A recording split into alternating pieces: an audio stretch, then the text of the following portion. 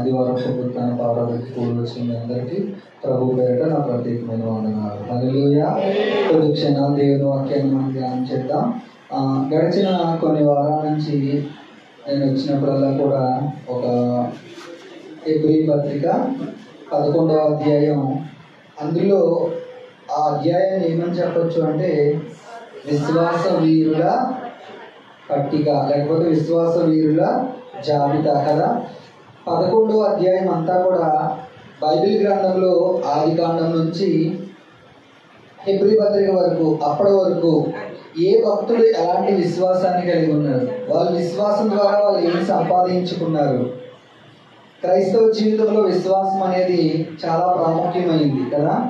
దేవుని వాక్యాన్ని మనం ఆలోచన చేస్తే హెబ్రీకి రాసిన పత్రిక 11వ అధ్యాయం 1వ వచనంలో అంటున్నాడు, విశ్వాసం అన్నది నిరీక్షింపబడే వాటి యొక్క నిజస్వరూపమును అదృశ్యమైనవి ఉన్నవరకు రుజువునై ఉన్నది, దానిని బట్టి పెద్దలు సాక్ష్యము పొందిరి.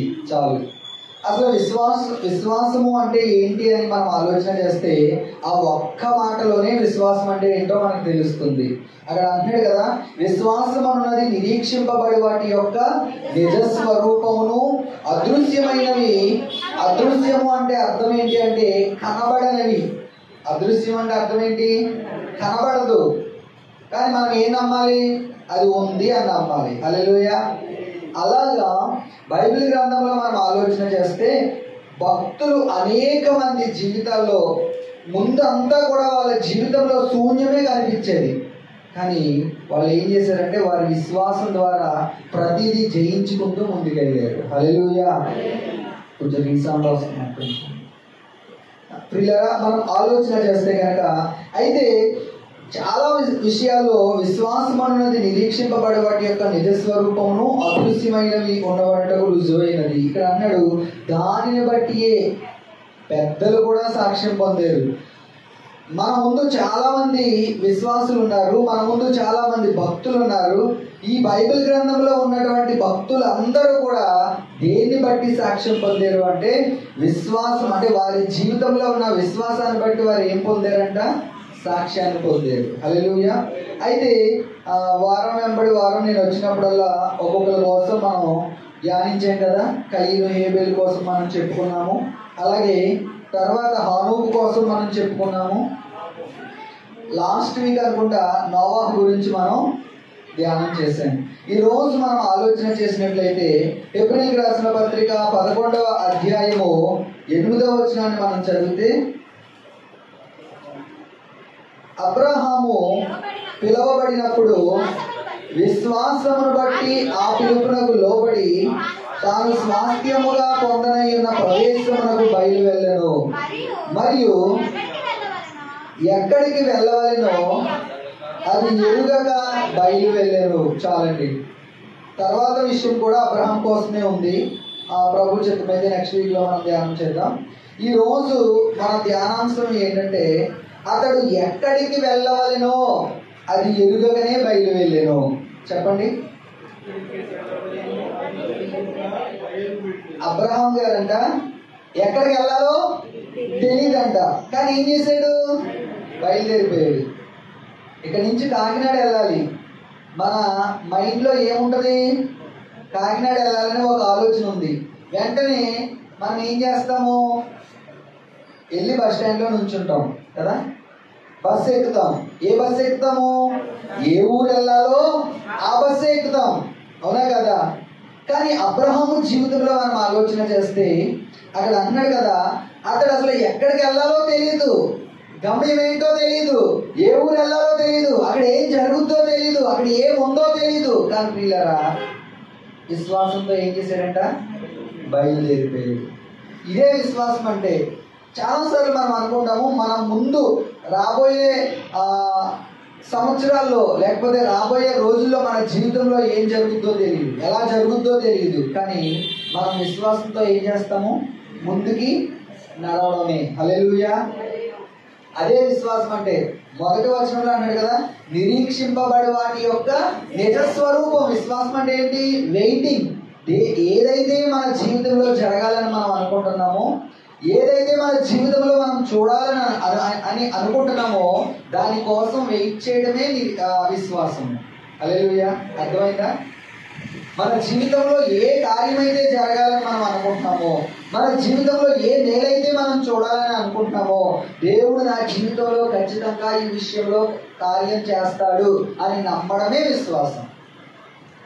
అబ్రహాం అంట ఎక్కడికి వెళ్ళాలో తెలియదంట, ఏం చెయ్యాలో తెలియదు, అయినప్పటికీ కూడా ఏం చేశాడు? విశ్వాసంతో బయలుదేరిపోయాడు. ప్రియులారా, ఆలోచించేద్దాం. చూడండి,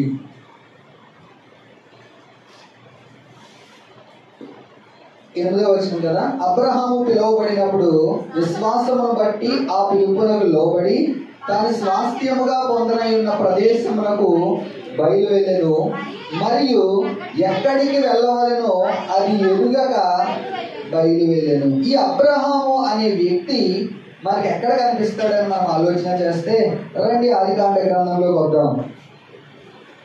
ఆదికాండము 11వ అధ్యాయము, ఆదికాండ గ్రంథము 11వ అధ్యాయము 27 నుంచి కొన్ని వచనాలు మనం కిందకి చదువుదాం. చూడండి, తెరహు వంశావళి ఇది. తెరహు అబ్రామును, నాహోరును, హారానును కనెను. హారాను లోతును కనెను. హారాను తాను పుట్టిన దేశమందలి కల్దీల ఊరను పట్టణములో తన తండ్రి అయిన తెరహు కంటే ముందుగా మృతి పొందెను. అబ్రామును నాహోరును వివాహము చేసుకొనిరి. అబ్రాము భార్య పేరు షారాయి, నాహోరు భార్య పేరు మిల్కా. వీళ్ళరా ఇక్కడ మనం ఆలోచన చేస్తే ఆమె మిల్కాకును ఇస్కాకును తండ్రి అయిన హారాను కుమార్తె. సారాయి గొడ్రాలై ఉండెను, ఆమెకు సంతానం లేదు. తెరహు తన కుమారుడకు అబ్రామును తన కుమారుని కుమారుడు అనగా హారాను కుమారుడకు లోతును తన కుమారుడకు అబ్రాము భార్య అయిన షారాయి అను తన కోడల్ని తీసుకొని కనానుకు వెళ్ళుటకు కల్దీయుల ఊరను పట్టణంలో నుండి వారితో కూడా బయలుదేరి హారాను మట్టుకు వచ్చి అక్కడ నివసించిరి. తెరహు బ్రతికిన దినములు 200 ఏళ్ళు. తెరహు హారాన్లో మృతి పొందాడు. ప్రియులారా, ఇక్కడ అసలు అబ్రాము ఎవరు, అతని తండ్రి ఎవరు, అతని వంశావళి ఏంటి అనేది ఇక్కడ అప్పటికి అబ్రహాం అవ్వలేదు. అతని పేరేంటి? అబ్రామే. అబ్రాము అంటే అర్థం ఏంటో, అబ్రహాము అంటే అర్థం ఏంటో నేను మీకు చెప్తాను. ఇక్కడ మనం ఆలోచన చేస్తే అబ్రాము ఎక్కడ పుట్టాడో మనం చూస్తున్నాం. అతని తండ్రి పేరేంటి? తెరహు. వాళ్ళ ఊరు పేరేంటి? అబ్రాము ఊరు పేరేంటి? లేదా తెరహు ఊరు పేరేంటి? వాళ్ళ ఊరు పేరు ఊరే. ఏంటి వాళ్ళ ఊరి పేరేంటి? ఊరే. నా మాట కాదండి, బైబిల్లో చదవండి. అక్కడ అన్నాడు కదా 28వ వచనం, హారాను తాను పుట్టిన దేశమందలి కల్దీయుల ఊరను పట్టణములో తన తండ్రి అయిన తెరహు కంటే మృతి పొందెను. అబ్రహాం వాళ్ళ ఊరు పేరేంటి? ఊరే. పిల్లలు మనం ఆలోచన చేస్తే కనుక ఇప్పుడు ఈ ఊరు అనే ఈ పట్టణంలో అబ్రాము జన్మించడం మనం చూస్తున్నాం. ఇక్కడ మనం ఆలోచన చేస్తే అక్కడ ప్రారంభమైంది అబ్రాము జీవితము. అక్కడ పుట్టేదో అక్కడి నుంచి ప్రారంభమైంది. ఇప్పుడు ఈ అబ్రాము ఒక విగ్రహారాధికుల కుటుంబంలో పుట్టిన వ్యక్తి మనకలానే కదా. మనం కూడా ఒకప్పుడు అన్య ఆచారాల్లో లేదంటే లోకంలో మనము ఒక విగ్రహారాధికులుగా పుట్టిన మనల్ని ప్రభు ఏం చేశాడంటే పిలుచుకున్నాడు. ఈ అబ్రామును కూడా ఏం చేశాడో తెలుసా? ప్రభు పిలుచుకున్నాడు. చూడండి ప్రియులారా, ఇప్పుడు మన మూలవాక్యానికి మనం వస్తే అక్కడ అంటున్నాడు కదా, కీర్తన గ్రంథం 11:8లో ఏమంటున్నాడంటే, హెబ్రీలకు రాసిన పత్రిక 11:8లో ఏమంటాడంటే, చూడండి, అబ్రాము ఏం చేయబడ్డాడంట? పిలువబడినప్పుడు. ఎవరు పిలిచారు ఈ అబ్రాముని? వాళ్ళ అమ్మ పిలిచిందా? వాళ్ళ నాన్న పిలిచారా? ఫ్రెండ్స్ పిలిచారా? బంధువులు పిలిచారా? ఎవరు పిలిచారు అంటే అబ్రాము ఎవరితోనో పిలువబడ్డాడు. అబ్రాము ఎవరో పిలిచారు. ఓకే, ఇప్పుడు అబ్రాము పిలువబడినప్పుడు అంటే ప్రియులారా ఆలోచన చేద్దాం. చూడండి, ఆదికాండ గ్రంథము 11వ అధ్యాయానికి మనం వస్తే అక్కడ 12వ అధ్యాయంలో అంటాడు, యెహోవా నీవు లేచి, దేవుడు అబ్రాముకు చెప్తున్నాడు ఈ మాట. ఏమన్నాడు తెలుసా? ఓ అబ్రాము, నీవు లేచి నీ దేశం నుండి, నీ బంధువుల యొద్ద నుండి, నీ తండ్రి ఇంటి నుండి బయలుదేరి నేను నీకు చూపించు దేశమునకు వెళ్ళుము. ఇప్పుడు అబ్రాహామును దేవుడు పిలిచి ఏమన్నాడంటే, నీ తండ్రి ఇంటి నుండి, నీ బంధువుల యొద్ద నుండి, నీ స్నేహితుల యొద్ద నుండి నేను నీకు ఏ దేశాన్ని అయితే చూపిస్తానో నువ్వు ఆ దేశానికి వెళ్ళిపో. ఇప్పుడు అబ్రాహాము ఎవరి చేత పిలువబడ్డాడు? దేవుని చేత పిలువబడిన అబ్రాహాముగా మనం చూస్తున్నాం ప్రియులారా.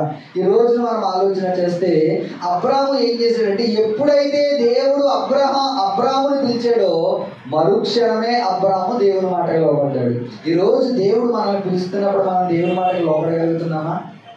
అనేక మార్లు దేవుడు అనేక విషయాల్లో మనల్ని పిలుస్తూ ఉంటాడు. లేదు అంటే నువ్వు ఇలా చేయకూడదు, నువ్వు ఇలా మాట్లాడకూడదు, నువ్వు ఈ విధంగా ప్రవర్తించకూడదు అని అనేక సార్లు అబ్రాహాముని దేవుడు పిలిచినట్టుగా దేవుడు మనల్ని కూడా కొన్నిసార్లు సరి చేస్తూ ఉంటాడు కదా. లోకంలో ఉన్న మనల్ని దేవుడు ఏం చేశాడంటే, ఆయన పిలుచుకుని వచ్చి ఆయన సన్నిధిలో మనల్ని కూర్చొని పెట్టాడు. హల్లెలూయా. లోకంలో, పాపంలో, శాపంలో, లేదు అంటే అన్య ఆచారాల్లో ఉన్న మనల్ని ప్రభు ఏం చేశాడని మనం ఆలోచన చేస్తే ఆయన పిలుచుకుని వచ్చాడు మనల్ని. హల్లెలూయా. చూడండి, ఎప్పుడైతే అబ్రాహాముని దేవుడు పిలవడం మొదలు పెట్టాడో 2వ వచనం చదవండి. పిలిచిన దేవుడు ఏమన్నాడో తెలుసా అబ్రాహాముతో? నిన్ను గొప్ప జనముగా చేసి నిన్ను ఆశీర్వదించి నీ నామమును గొప్ప చేయుదును, నీవు ఆశీర్వాదముగా నుండువు, నిన్ను ఆశీర్వదించు వారిని ఆశీర్వదించెదను, నిన్ను దూషించే వారిని శపించెదను, భూమి యొక్క సమస్త వంశములు యందు ఆశీర్వదించబడనని అబ్రాహాముతో అనగా. చాలు ప్రియులారా, వెంటనే ఇప్పుడు అబ్రాహాముని పిలిచిన దేవుడు ఏమన్నాడంటే, ఓ అబ్రాహాము, నేను చూపించే దేశానికి నువ్వు వెళ్ళాలి, నేను నిన్నేం చేస్తానో తెలుసా? గొప్ప జనముగా నేను నిన్ను ఆశీర్వదిస్తాను. ఎలా ఆశీర్వదిస్తాను? గొప్ప జనముగా నేను నిన్ను ఆశీర్వదిస్తాను. నిన్ను ఎవరైతే ఆశీర్వదిస్తారో నేను వాళ్ళని ఆశీర్వదిస్తాను. నిన్ను ఎవరైతే శపిస్తారో నేను వాళ్ళని శపిస్తాను. నిన్ను ఎవరైతే దూషిస్తారో నేను వాళ్ళని దూషిస్తాను. అబ్రాహాము, నువ్వు చేయవలసిన పని ఏంటో తెలుసా? నేను చూపించే దేశానికి నువ్వు బయలుదేరాలి. హల్లెలూయా, హల్లెలూయా. ఈ మాట విన్న అబ్రాహాము, అదే మనమైతే ఏం చేస్తాం? అమ్మో, ఎక్కడికి వెళ్ళాలి, ఏం చేయాలి, అక్కడ ఏముంటది? ఎన్ని క్వశ్చన్స్ వస్తాయో మనకి కదా మనుషులుగా. చాలా క్వశ్చన్స్ చేస్తాం దేవుణ్ణి. ప్రభా, ఎక్కడికి వెళ్ళమంటావు ప్రభా? ఏం చేయమంటావు ప్రభా? అక్కడ నాకు ఎవరు తెలియదయ్యా. అసలు నాకు సంతానం లేక నేను బాధపడుతుంటే నువ్వు నన్ను గొప్ప జనముగా చేస్తానంటున్నావేంటి? కొన్నిసార్లు దేవుని మాటలు మనకి ఎలాగా ఉంటాయంటే చాలా ఆశ్చర్యంగా అనిపిస్తాయి. కొన్నిసార్లు దేవుడు ఏదైనా ఒక మాట నీతో చెప్పాడు అంటే చాలాసార్లు మనకి ఏమనిపిస్తుంది అంటే చాలా ఆశ్చర్యం. అంటే ఇది జరుగుద్దా? నిజంగా నా జీవితంలో ఈ మాట జరుగుద్దా? నిజంగా నా జీవితంలో ఈ కార్యం జరుగుద్దా అని మనం అనేక మార్లు అనుకుంటాం కదా. చాలా సార్లు ప్రియులారా, అనేక మార్లు మేము దేవుని సన్నిధిలో కనిపెట్టినప్పుడు చాలా మంది ఎవరైనా ప్రవచించే వరం ఉన్న వాళ్ళు మేము కనిపెట్టినప్పుడు ప్రార్థనలో ఉన్నప్పుడు దేవుడు వారి ద్వారా అనేక సార్లు మాట్లాడేవాడు. నేను నిన్ను ఎలా వాడుకుంటానో అలా వాడుకుంటానంటే నేను అనుకునేవాడిని, ఏంటి ప్రభా నీవు నన్ను వాడుకుంటావా? అసలు నాకు అలాంటి బ్యాక్గ్రౌండే లేదు కదా. నా చుట్టూ ఉన్న వాళ్ళందరూ అన్యులే, నా కుటుంబమే అన్యులు, అలాంటిది నువ్వు నన్ను ఎలా వాడుకుంటావు ప్రభా అని నేను అనేక సార్లు దేవుని క్వశ్చన్ చేసేవాడిని. ఇలా ఆలోచన చేయండి, ఆయన మాట ఇచ్చాడు అంటే ఆయన నెరవేర్చే దేవుడు. హల్లెలూయా. నీకు ఏదైనా ఒక మాట ఇచ్చాడా? నీ జీవితంలో ఆయన ఏదైనా నీకు ఒక మాట రిలీజ్ చేశాడా? నీ జీవితంలో ఏదైనా నీకు ఒక మాట ఆయన చెప్పాడా? ఆయన చెప్పిన ప్రతిదీ కూడా ఆయన నెరవేర్చే దేవుడు. హల్లెలూయా. వాగ్దానం చేసిన దేవుడు, నమ్మదగిన దేవుడు. చెప్పండి ఎవరైనా? వాగ్దానం చేసిన దేవుడు, ఆయన నమ్మదగిన దేవుడు. ఒకవేళ ఈ సంవత్సరం మొదట్లో నీకు ఏదైనా వాగ్దానం చేశాడా? 2 సంవత్సరాల క్రితం ఆయన నీకు ఏదైనా వాగ్దానం చేశాడా? లేకపోతే 10 సంవత్సరాల క్రితం నీకు ఆయన ఏదైనా మాట ఇచ్చాడా? ఒకవేళ ఇంకా జరగట్లేదు, ఇంకా జరగలేదు అని నువ్వు నీరసిల్లిపోతున్నావేమో, ఒకవేళ నువ్వు బాధపడుతున్నావేమో, ప్రియులారా ఆలోచన చేయండి. అబ్రాహాము వలె విశ్వాసంతో దేవుని వైపు మనం చూడాలి. ఎవరి వైపు చూడాలి? అబ్రాహాము వలె దేవుని వైపు మనం విశ్వాసంతో, ఏ వ్యక్తి అయితే దేవుని వైపు చూస్తాడో ఆయన మాట ఇచ్చి నెరవేర్చే దేవుడు, ఆయన మాట తప్పిపోయే దేవుడు. ఆలోచన చేయండి, ఆయన మాట ఇచ్చి తప్పిపోవడానికి ఆయన నరమాత్రుడు. ఎంత మాత్రము కాదు, మనుషులు మాటిస్తారు తప్పిపోతారు, మనుషులు మాటిస్తారు మార్చేస్తారు. ప్రియులారా, మనం ఆలోచన చేస్తే ఆయన మాట ఇచ్చి నెరవేర్చే దేవుడు. హల్లెలూయా, హల్లెలూయా. ఎవరైనా నీవు నేను ఆరాధన చేసే దేవుడు ఎవరో తెలుసా? మాట ఇచ్చి తప్పిపోవడానికి ఆయన నరుడు కాదు. అబ్రాహాము అన్నాడు, ఓ అబ్రాహాము నువ్వు రా, నేను చూపించే దేశానికి నువ్వు వెళ్ళు, నేను నిన్ను ఆశీర్వదిస్తాను, నీ వంశాన్ని నేను ఆశీర్వదిస్తాను. అబ్రాహాము అనుకోవచ్చు, అయ్యో నాకు పిల్లలు లేరే, వివాహం అయి చాలా సంవత్సరాలు అయింది, నా భార్య గొడ్రాలుగానే ఉంది, ఇంకా నా జీవితంలో ఒక ఆనందం లేదే అని అబ్రాహాము మనసులో అనుకుంటూ ఉండవచ్చేమో. ఒకవేళ మనకులానే మనం అనుకుంటాం కదా, అయ్యో నా జీవితంలో ఈ కార్యం జరగట్లేదు, అయ్యో నా జీవితంలో ఈ అద్భుతం జరగట్లేదు, ఎన్నో సంవత్సరాలుగా దేవుని సన్నిధికి వస్తున్నాను, ఎంతో కాలంగా దేవుని సన్నిధిలో కన్నీరు కారుస్తున్నాను, ప్రార్థన చేస్తున్నాను, ఇంకా నా జీవితంలో ఒక అద్భుతం జరగట్లేదు అని నువ్వు అనుకుంటావేమో. ప్రియులారా, ఆలోచన చేయండి. దేవుని సన్నిధిలో దేవుని మాటకు లోబడిన అబ్రాహాము జీవితంలో ఆ దేవుడు అద్భుతం చేయలేదా? దేవుని పిలుపుకు లోబడ్డాడు అబ్రాహాము, దేవుని పిలుపుకు లోబడ్డాడు అబ్రాహాము. ప్రియులారా, ఆలోచన చేయండి. ఎప్పుడైతే దేవుని పిలుపుకు లోబడ్డాడో 12వ అధ్యాయం 4వ వచనాన్ని మనం ఆలోచన చేస్తే, యెహోవా అతనితో చెప్పిన ప్రకారము అబ్రాహాము వెళ్ళెను. చూడండి ఎంత క్లియర్ గా అబ్రాహాము ఎంత క్లియర్ గా లోబడ్డాడో చూడండి. ఏం చేశాడంట? యెహోవా అబ్రాహాముతో అతనితో చెప్పిన ప్రకారము. ఏమన్నా సంశయించాడా? ఏమన్నా అనుమానపడ్డాడా? వీళ్ళరా ఆలోచన చేస్తే అతనితో చెప్పిన ప్రకారము ఏ మాట అయితే చెప్పాడో, ఏ విషయాన్నైతే నేను ఇలా చేస్తాను అని చెప్పాడో, వెంటనే ఏం చేశాడు? చెప్పిన ప్రకారము అబ్రాహాము వెళ్ళాడంట. ఆలోచించలా. ఒకవేళ మనసులో ఉండి ఉండవచ్చు, ఏదైనా ఒక అనుమానం ఉండి ఉండవచ్చు, కానీ మరలా తనను తాను దేవుని మాట చేత ఆదరించబడుతున్నాడు. ఈ రోజున ఏదైనా ఒకవేళ దేవుడు నీ జీవితంలో ఒక వాగ్దానం చేసి ఆ వాగ్దానం విషయంలో నువ్వు ఆలోచించుకుంటూ ఆ వాగ్దానం విషయంలో నా జీవితంలో ఇలా జరగట్లేదే అని నువ్వు బాధపడుతూ ఉంటే కనుక నా ప్రభువు చెప్పినాడు, మాట ఇచ్చి తప్పిపోవడానికి నేను నరమాత్రుడను. వాగ్దానం చేసిన దేవుడు ఆయన, నమ్మదగిన దేవుడు. అబ్రాహాము వెంటనే ఏం చేశాడో తెలుసా? యెహోవా అతనితో చెప్పిన ప్రకారము అబ్రాహాము వెళ్ళెను, లోతు అతనితో కూడా వెళ్ళెను. అబ్రాహాము హారాను నుండి బయలుదేరినప్పుడు 75 ఏళ్ళు ఈడు గలవాడు. చూడండి ప్రియులారా, ఎన్ని సంవత్సరాలు అప్పుడు బయలుదేరాడంటే అబ్రాహాము? 75 సంవత్సరాల వయసు అప్పుడు దేవుడు చూపించిన ఆ ప్రదేశానికి వెళ్ళిపోయాడు. పోనీ అక్కడ ఏముందో అబ్రాహాముకు తెలుసా? అసలు ఎక్కడికి వెళ్తున్నాడో అబ్రాహాముకు తెలియదు, అక్కడ ఎలాగుంటుందో తెలియదు, అక్కడ సౌఖ్యవంతమైన జీవితం ఉంటుందా, అక్కడ ఆహారం ఉంటుందా, అక్కడ మంచి వస్త్రాలు ఉంటాయా, ఏముంటాయో కూడా అబ్రాహాముకు తెలియదు. అతడు ఎక్కడికి వెళ్తున్నాడో తెలియకనే బయలుదేరాడంట. ఎలా బయలుదేరాడో తెలుసా? విశ్వాసంతో. ఎలా బయలుదేరాడు? ఈరోజు నా జీవితాల్లో మన హృదయంలో మనం నింపుకోవాల్సిన విషయం ఏంటంటే విశ్వాసంతో మనల్ని మనం నింపుకోవాలి. ఏ విషయంలో మనల్ని మనం నింపుకోవాలి? విశ్వాసం. చూడండి ప్రియులారా, ఆదికాండ అపోస్తుల కార్యములు 7వ అధ్యాయం 2 నుంచి 4 వచనాలు మనం చదువుకుంటే, అపోస్తుల కార్యములు 7వ అధ్యాయం 2 నుంచి.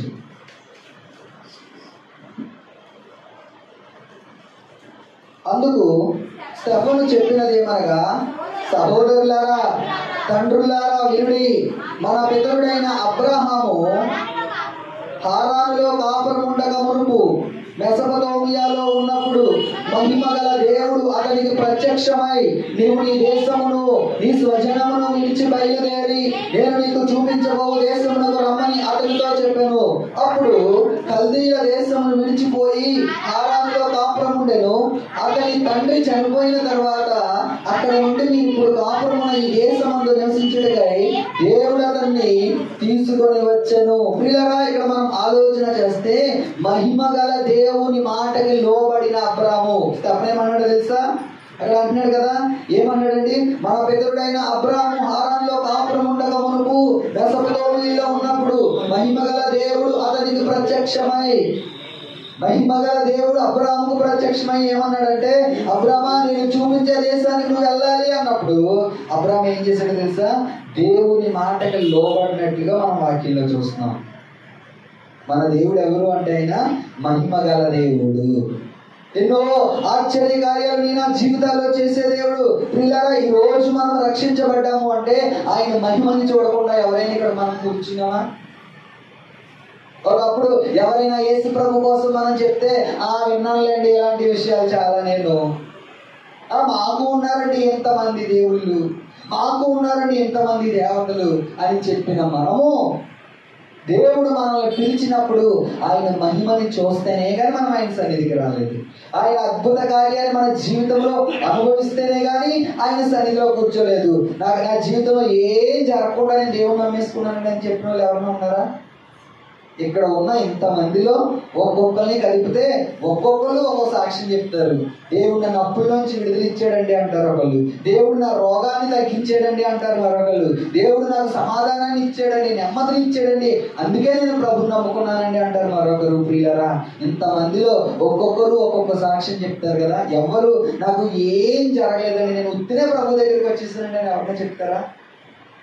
మహిమగల దేవుడు అబ్రాహాముకు ప్రత్యక్షమైనప్పుడు, అబ్రాహాముని మహిమగల దేవుడు పిలిచినప్పుడు ప్రియులారా, అబ్రాహాము ఏం చేశాడో తెలుసా? దేవుని మాటకు లోబడ్డాడు. ఈ రోజు అబ్రాహాములోంచి అనేక వంశములు, అనేక ప్రజలు, అనేక లక్షల కోట్ల మంది ఆ ఒక్క మనిషిలోంచి రావడానికి గల కారణం ఏంటో తెలుసా? దేవుని మాటకు లోబడ్డాడు. కాబట్టి ఈ రోజు నీ నా జీవితాల్లో కార్యాలు జరగాలంటే, ఈ రోజు నీ నా జీవితాల్లో అద్భుతాలు జరగాలి అంటే నువ్వేం చేయాలి తెలుసా? దేవుని మాటకు లోబడాలి. హల్లెలూయా. మహిమగల రాజు మాటకు మనం లోబడే వారంగా ఉండాలి.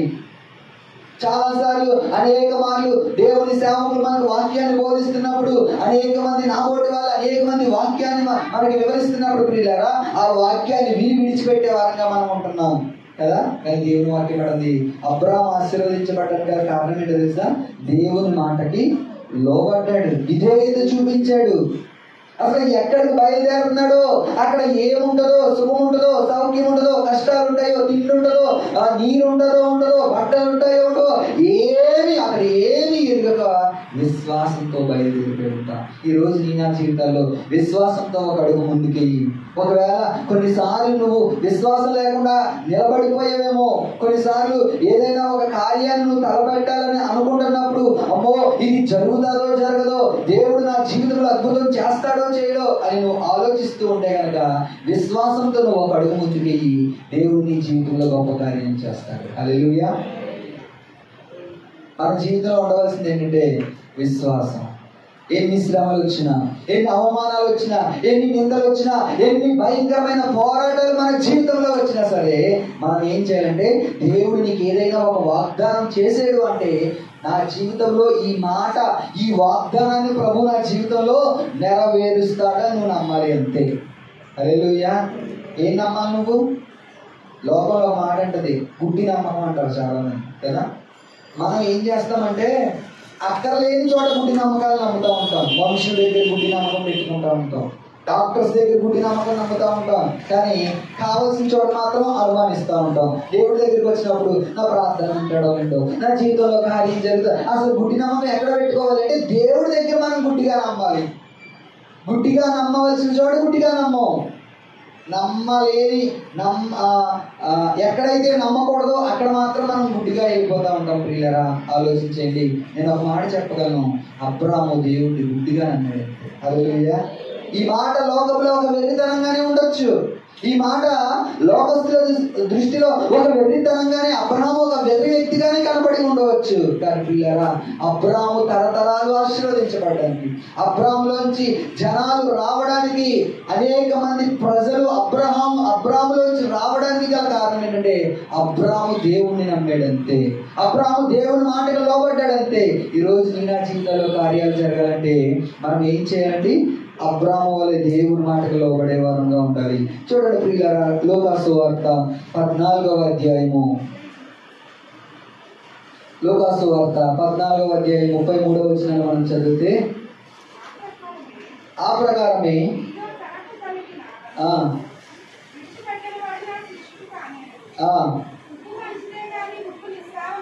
ఆ ప్రకారమే మీలో తనకు కలిగినదంతయు విడిచిపెట్టిన వాడు నా శిష్యుడు కానేరడు. ఉప్పు మంచిదే గాని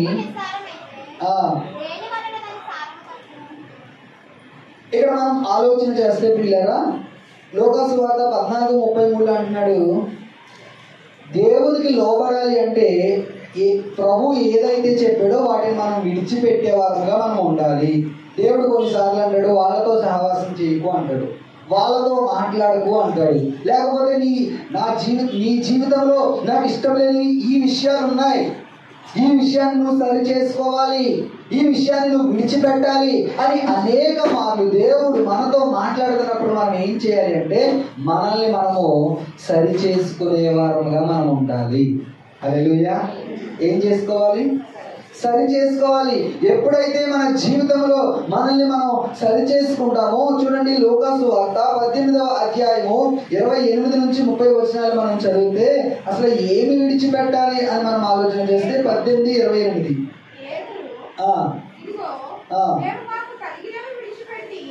పేతురు ఇదిగో మేము మాకు కలిగినవి విడిచిపెట్టి నిన్ను వెంబడించింది మనగా ఆయన దేవుని రాజ్యము నిమిత్తమై ఇంటినైనను భార్యనైనను అన్నదమ్ములనైనను తల్లిదండ్రులనైనను పిల్లలనైనను విడిచిపెట్టిన వాడెవడును ఇహమందును చాలా రెట్లును పరమందు నిత్య జీవము పొందకపోడని నిశ్చయముగా మీతో చెప్పుచున్నానని వారితో అనెను. ప్రభు నిమిత్తం ఏమి విడిచిపెట్టాలి అంటే దేవుని వాక్యం అంటుంది, పేతురు అన్నాడు, ప్రభువా నీ నిమిత్తము మా అన్నదమ్ములు మేము విడిచిపెడతానికి రెడీ, మా అక్క చెల్లెలు మేము విడిచిపెడతానికి రెడీ, అవసరమైతే నా భార్యను కూడా నేను విడిచిపెడతానికి రెడీగా ఉన్నాను ప్రభు. అప్పుడు ప్రభు అన్నాడు, నా నిమిత్తం మీరు వేటినైతే ఎవరినైతే మీరు విడిచిపెడతారో ఈ యుగంలో కాదు, రాబోయే యుగంలో కాదు, ఏమన్నాడు అక్కడ, దేవుని రాజ్యం నిమిత్తము ఇంటినైనను భార్యనైనను అన్నదమ్ములనైనను తల్లిదండ్రులనైనను పిల్లలైనను విడిచిపెట్టిన వాడు ఎవడును ఇహమందును చాలా రెట్లును పరమందు నిత్య జీవము పొందకపోడని నిశ్చయముగా మీతో చెప్పుచున్నాను.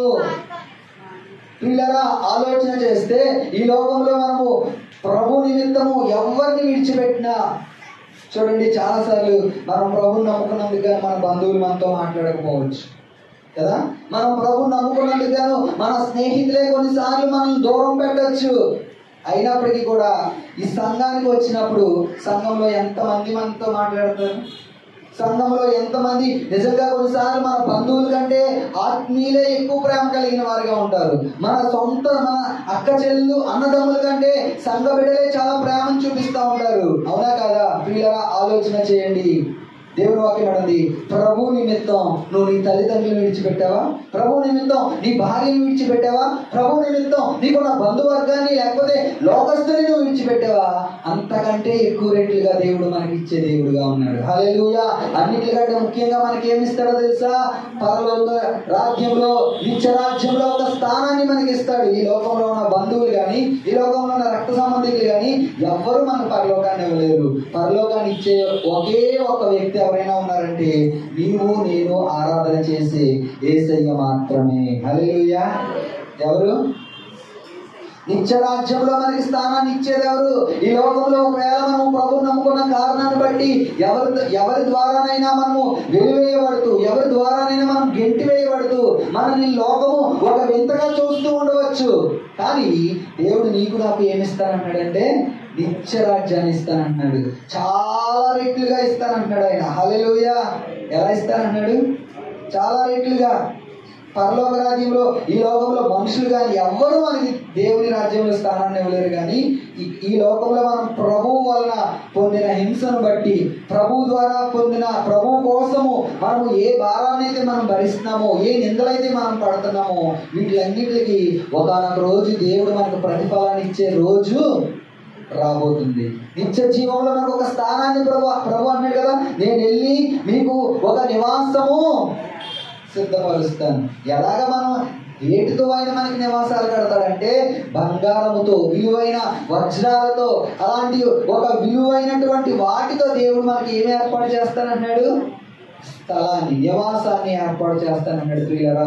అబ్రాము ఎప్పుడైతే దేవుని మాటకు లోబడ్డాడు, అబ్రాము ఎప్పుడైతే దేవుని మాటకు విధేయత చూపించాడో, ఎక్కడికి వెళ్ళాలో అబ్రాముకు తెలియదు. తన స్వజను విడిచిపెట్టాడు అబ్రాము. నిజంగా కనుక తన తండ్రిని లేకపోతే తన స్వజన్ని అబ్రాము విడిచిపెట్టి వెళ్ళకపోతే కనుక ఈరోజు అబ్రాము కోసం మనం చెప్పుకునేవారునా? అసలు అబ్రాము ఎవరో మనకు తెలియకపోను. ఇన్ని వేల సంవత్సరాల తర్వాత కూడా అబ్రాము కోసం మనం చెప్పుకుంటున్నామంటే దేవుని మాటకు లోబడ్డాడు కాబట్టి. దేవుని వాక్యం పడదు కదా, ఏప్రిల్ రాసిన పత్రిక 11:1-2 అధ్యాయం అన్నాడు, విశ్వాసాన్ని బట్టి పెద్దలు కూడా ఏం పొందారంట? సాక్ష్యాన్ని పొందారు. ఈ రోజు ప్రియులారా, నీ కోసం రాబోయే తరాల్లో వాళ్ళు చెప్పుకోవాలి అంటే మనం ఎలా ఉండాలో తెలుసా? మంచి విశ్వాసులుగా మనం బ్రతకాలి. హల్లెలూయా. ఎలా బ్రతకాలి? అబ్రాము వలె దేవుని మాటకు లోబడే వారంగా మనం బ్రతకాలి. రాబోయే దినాల్లో నీ కోసము అనేక మంది చెప్పుకోవాలంటే పలానా ఊర్లో పలానా వ్యక్తి ఉండేవాడండి, పలానా ఊర్లో పలానా వ్యక్తి ఉండేవాడండి అని చెప్పి అనేక మంది చెప్పుకోవాలి అంటే మనం ఎలా ఉండాలో తెలుసా? విశ్వాస వీరుల జాబితాలోకి మనం కూడా వెళ్ళిపోవాలి. హల్లెలూయా. ఏప్రిల్ రాసిన పత్రిక 11వ అధ్యాయంలో విశ్వాసుల జాబితా ఉంది కదా, ఆ జాబితాలో నువ్వు కూడా చేర్చబడాలి అంటే, నీ పేరు కూడా అందులో రాయబడాలి అంటే, నీ పేరు కూడా పరలోకంలో జీవ గ్రంథంలో రాయబడాలి అంటే నువ్వేం చేయాలో తెలుసా? విశ్వాసుల జాబితాలోకి నువ్వు వెళ్ళాలి. నువ్వు విశ్వాసుల జాబితాలోకి నువ్వు వెళ్ళాలి అంటే కనుక మంచి విశ్వాసులుగా మనం బ్రతకాలి. హల్లెలూయా. ఎలా బ్రతకాలి? మంచి విశ్వాసులుగా మనం బ్రతకాలి. మన హృదయం అంతా విశ్వాసంతో నింపబడాలి. నువ్వు అడుగు వేస్తే విశ్వాసంతో వేయాలి, ప్రార్థన చేస్తే విశ్వాసంతో చేయాలి. ఏ కార్యం తలపెట్టినా సరే నువ్వు ఎలా చేయాలో తెలుసా? విశ్వాసంతో తలపెట్టే వ్యక్తిగా మనం ఉండాలి. హల్లెలూయా.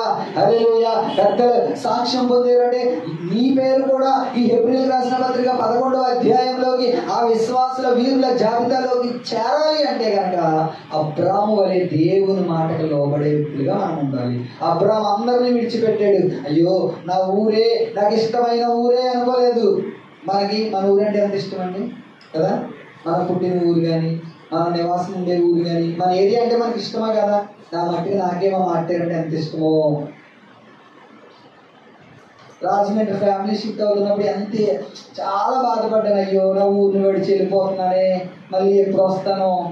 నిజమే ప్రియులారా, మన ఊరంటే మనకి చాలా ఇష్టం. అబ్రాము ఊరంటే అబ్రాముకి ఇష్టం.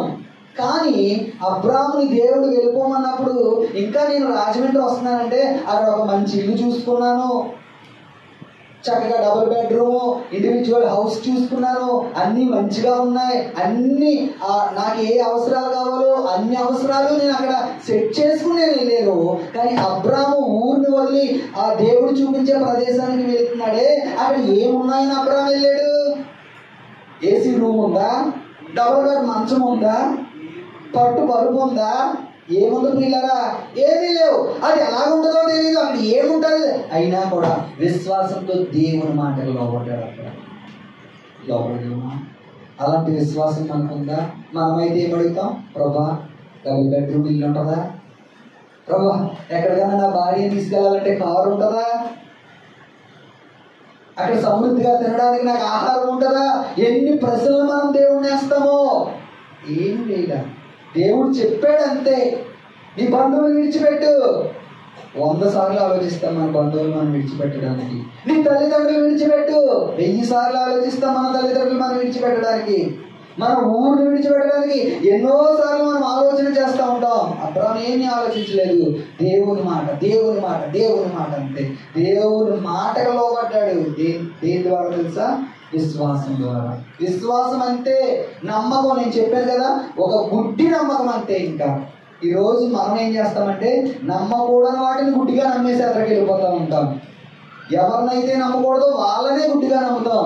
గుడ్డిగా నమ్మవలసిన దేవుని మాత్రం మనం 100 ప్రశ్నలు వేస్తూ ఉంటాం. ప్రభువా ఇది చేస్తావా, అది చేస్తావా, అలా చేస్తావా, నా జీవితం ఇలా చేస్తావని. అబ్రాము మారు మాట్లాడలేదు, దేవుడి మాటకు లోబడ్డాడు. ఆ మహిమగల దేవుడు అబ్రాముకు ప్రత్యక్షమైనప్పుడు వెంటనే దేవుని మాటకు లోబడి తన సమస్తాన్ని విడిచిపెట్టి వెళ్ళిపోయాడు. ప్రియులారా, ఎప్పుడైతే దేవుని మాటకు లోబడ్డాడు చూడండి ప్రియులారా, నెహెమ్యా గ్రంథము, ఆయన నమ్మకమైన వారిని ఆయన ఏం చేస్తాడో తెలుసా?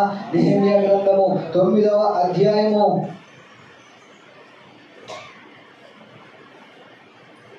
7-8 వచనాలు మనం చదివితే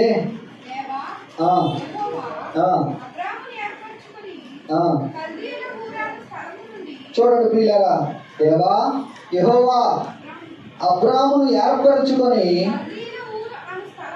కల్దీల ఊరు అను స్థలము నుండి యువతలకు అతన్ని రప్పించి అతనికి అబ్రాహామును పేరు పెట్టిన వాడు నీవే. అతడు నమ్మకమైన మనస్సు గలవాడని ఎరిగి కనానీయులు, హిత్తీయులు, అమోరీలు, పెరిజ్జీలు, యబూసీలు, గిర్గాషీలు అను వారి దేశమును అతని సంతతి వారికి ఇచ్చినట్లు అతనితో నిబంధన చేసిన వాడవు నీవే. పిల్లరా, ఇక్కడ మనం ఆలోచన చేస్తే 8వ వచనం అన్నాడు, అతడు నమ్మకమైన మనస్సు గలవాడని ఎరిగి. ఎవరు నమ్మకమైన మనస్సు గలవాడు అంటే అబ్రాము నమ్మకమైన మనస్సు గలవాడని ఎవరు ఎరిగారు? నీకోసం చెప్పగలరా మాట? నా కోసం చెప్పగలరా మాట? పలానా ఊర్లో పలానా సహోదరుడు ఉంది, పలానా ఊర్లో పలానా సహోదరుడు ఉన్నాడు, నాకు నమ్మకమైన వ్యక్తి ఆ వ్యక్తి. నా సంఘంలో నమ్మకమైన వ్యక్తి ఆ వ్యక్తి, నా సేవలో నమ్మకమైన వ్యక్తి ఆ వ్యక్తి, నా దగ్గర ఉన్న వారిలో చాలా నమ్మకత్వం కలిగిన వ్యక్తి ఆ వ్యక్తి అని చెప్పి నీ కోసం దేవుడు సాక్ష్యం ఇవ్వగలరా? అబ్రాహాము కోసం అంటాడు, అతడు నమ్మకమైన మనస్సు గలవాడని ఎరిగి. ఎవరు ఎరిగారు? అతని మనస్సు చూసిన వాడు ఎవరు? ఈరోజు మనం అనుకుంటాం మన మనస్సు ఎవరు చూడట్లేదు. మనుషులందరూ కూడా ఏం చూస్తారంటే పై రూపాన్నే చూస్తారు. తెల్లగా ఉన్నాడా, అందంగా ఉన్నాడా, మంచిగా ఉన్నాడా, పై రూపం. కానీ నీవు నేను ఆరాధన చేసే దేవుడు ఎవరంటే హృదయాంతరంగా ఎరిగిన దేవుడు ఆయన. హల్లెలూయా. ఎవరైనా హృదయాంతరంగా ఎరిగిన దేవుడు, నీ హృదయ స్థితి ఎరిగిన దేవుడు ఆయన. ఆయనకు మరుగైంది ఏది లేదు. అబ్రాహాము నమ్మకమైన వ్యక్తి అని చెప్పి అబ్రాహామును పిలిచాడు. ప్రియులారా, ఈరోజు నిన్ను నన్ను ఎందుకు పిలిచాడు ఆయన సంఘానికి? ఈరోజు నిన్ను నన్ను ఎందుకు పిలిచాడంటే ఎక్కడో నీ నమ్మకత్వాన్ని ఆయన చూశాడు, ఎక్కడో నీ విశ్వాసాన్ని ఆయన చూశాడు. ప్రియులారా, ఇక్కడ మనం ఆలోచన చేస్తే నమ్మకమైన వారిని ఆయన ఎరిగే దేవుడుగా ఉన్నాడు. అబ్రాహాము నమ్మకమైన వ్యక్తి కాబట్టి అబ్రాహామును పిలిచాడు. వెంటనే పిలవగానే అబ్రాహాము లోబడ్డాడు. లోబడి ఎక్కడికి వెళ్ళాలో ఏం చేయాలో తెలియకపోయినప్పటికీ కూడా విశ్వాసంతో బయలుదేరాడంతే. ఈరోజు నీనా జీవితాల్లో కూడా కొన్నిసార్లు ఏం జరుగుతుందో మనకు అర్థం కాదు కొన్ని పరిస్థితులు. అయినప్పటికీ కూడా నీ హృదయాన్ని అంతటి విశ్వాసంతో నింపుకుంటే అద్భుతాన్ని నువ్వు చూస్తావు. హల్లెలూయా. నీ హృదయం అంతా విశ్వాసంతో నింపబడాలి. వెంటనే సాతాను వచ్చి అంటాడు, ఏంటి ఇలా జరుగుద్దా? అబ్రాహాముతో కూడా అని ఉంటాడు, ఏంటి నీ సంతానాన్ని ఇసుక రేణువులో విస్తరింపజేస్తాడా? నీ సంతానాన్ని ఇప్పుడు ఎన్ని సంవత్సరాలు నీకు? ఎప్పుడు పిలిచాడు అబ్రాహాము దేవుడు? 75 సంవత్సరాలు అప్పుడు పిలిచాడు. 75 సంవత్సరాలు నీకు వచ్చినాయి కదా, ఇప్పటి వరకు నీ జీవితంలో పిల్లలు లేరు, ఇప్పటి వరకు నీ జీవితంలో ఒక ఆనందం లేదు. నువ్వు ఎక్కడికైనా ఒక ఫంక్షన్కి వెళ్ళాలంటే, నువ్వు ఎక్కడికైనా ఒక పెళ్లికి వెళ్ళాలంటే అందరూ నిన్ను ఎలా చూస్తున్నారు? చాలా చిన్న చూపు చూస్తున్నారు. కనీసం ఒక అక్షంతలు వేయడానికి కూడా నిన్ను ఎవరూ పిలవట్లేదు కదా. లోకంలో ఎలాంటి మాటలే కదా మనం వింటాం. పిల్లలు లేరు, ఎవరైనా పిలుస్తారా? పిల్లలు లేరు, ఎక్కడికైనా ముందుకు ఒక అడుగు వేయడానికి ఉంటుందా? కానీ అలాంటి వ్యక్తి యొక్క నమ్మకత్వాన్ని ఎవరు చూసారో తెలుసా? దేవుడు చూశాడు. అబ్రాహాము నాకు కావాలి. మనుషులందరూ నిన్ను తృణీకరిస్తున్నారు, మనుషులందరూ నిన్ను అసహించుకుంటున్నారు, మనుషులందరూ నిన్ను గెంటి వేస్తున్నారు, నువ్వే నాకు కావాలి. ఈ రోజు మనం ఆలోచన చేస్తే ఒకప్పుడు లోకము చేత తృణీకరించబడిన నిన్ను, ఒకప్పుడు లోకం చేత గెంటి వేయబడిన నన్ను, మనల్ని అందరినీ ప్రభు ఏం చేశాడంటే పిలిచి ఆయన సన్నిధికి మనల్ని ఆహ్వానించాడు. హల్లెలూయా, హల్లెలూయా. మనుషుల దృష్టిలో చిన్నవారిగా, మనుషుల దృష్టిలో తృణీకరింపబడిన వారిగా, మనుషుల దృష్టిలో గెంటి వేయబడిన అనుభవాల్లో మనం ఉన్నప్పుడు, అసలు మనుషుల దృష్టిలో మనం అంటే లెక్కే లేనప్పుడు దేవుడు ఏం చేశాడో తెలుసా? అబ్రాహామును పిలిచినట్టు నిన్ను పిలిచాడు. హల్లెలూయా. ఈ రోజు దేవుడు నీకు ఒక విలువని ఇచ్చాడు సంఘంలో. ఈ రోజు దేవుడు నీకు ఒక జీవితాన్ని ఇచ్చాడు సంఘంలో. పాడైపోయిన మన జీవితాన్ని బాగు చేశాడు ఆయన, పాడైపోయిన మన జీవితాన్ని కట్టాడు ఆయన. సంఘంలో విలువలేని మనకి దేవుడు ఏమి ఇచ్చాడో తెలుసా? ఒక విలువని ఇచ్చాడు. హల్లెలూయా, హల్లెలూయా. ఏమి ఇచ్చాడు ఆయన? మహిమగల దేవుడు నిన్ను పిలిచి నీ జీవితానికి ఆయన విలువిచ్చాడు. ఒకప్పుడు ఈయన ఇలాంటిదండి, ఒకప్పుడు ఈయన ఇలాంటోడండి అని మన కోసం చెప్పుకునే అనేక మంది ఈరోజు ఈ వ్యక్తి మాట్లాడితే చాలా వినాలనిపిస్తుందండి. మాకు ఈ వ్యక్తి చాలా ఆదరించే వ్యక్తిగా మాట్లాడుతుందండి మాతో అని మన గురించి అనేక మంది సాక్ష్యం ఇవ్వాలి. హల్లెలూయా. ఎప్పుడైతే అబ్రాహాము దేవుడు పిలిచాడో వెంటనే అన్ని విడిచిపెట్టాడు. తన స్వజనులు విడిచిపెట్టాడు, తన బంధువులు విడిచిపెట్టాడు, తన ఊరిని విడిచిపెట్టాడు. అబ్రాహాము ఊరి పేరు ఏమని చెప్పాను? ఊరే.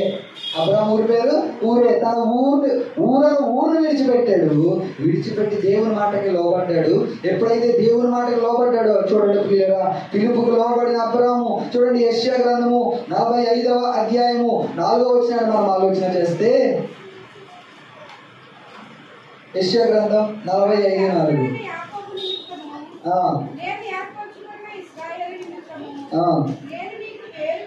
నా సేవకుడైన యాకోబు నిమిత్తము నేను ఏర్పరచుకొనిన ఇశ్రాయేలు నిమిత్తము నేను నీకు పేరు పెట్టి నిన్ను పిలిచితిని, నీవు నన్ను ఎరుగకుండినప్పటికీ నీకు బిరుదునిచ్చితిని. హల్లెలూయా. ఇక్కడ మనం ఆలోచన చేస్తే చూడండి, అబ్రాహాముకు అప్పటి వరకు దేవుడు అంటే ఎవరో తెలియదు. అబ్రాహాముకు అప్పటి వరకు ఎవరు తెలియదు? దేవుడు ఎవరో తెలియదు. అబ్రాహాముకి దేవుడు ఎవరు అంటే తన తండ్రి ఏ విగ్రహాలను అయితే చేసుకుని వాటిని ఆరాధన చేస్తున్నాడో, ఎవరు తన తండ్రి పేరు ఏమని చెప్పాను? తెరహు. ఈ తెరహు ఏ విగ్రహారాధనలో అయితే కొనసాగుతున్నాడో అదే విగ్రహారాధనలో కొనసాగే ఈ అబ్రాహాము. మనం కూడా అంతే కదా. మన పిల్లలు ఏమైతే చేసేవారో వాటిలోనే కొనసాగిపోయే మనల్ని ప్రభు ఏం చేశాడు? పిలిచాడు. పిలిచాడా పిలవలేదా? ఆయన పిలవకపోతే రోజు మనం ఆయన సన్నిధిలో ఉండేవారమా? మీది ఒక ఊరు, నాది ఒక ఊరు, ఇక్కడ ఉన్నది ఒక్కొక్కరిది ఒక్కొక్క ఊరు. ఇప్పుడు మనందరం ఈ ఆదివారం ఆరాధనలో ఇలా కూర్చుని ప్రభువుని ఆరాధన చేసేవారమా? లేదు ప్రియులారా. ఒక్కొక్కరిని ప్రభువు పిలుచుకొచ్చాడు. ఇక్కడ అంటున్నాడు 5వ వచనంలో అంటున్నాడు కదా,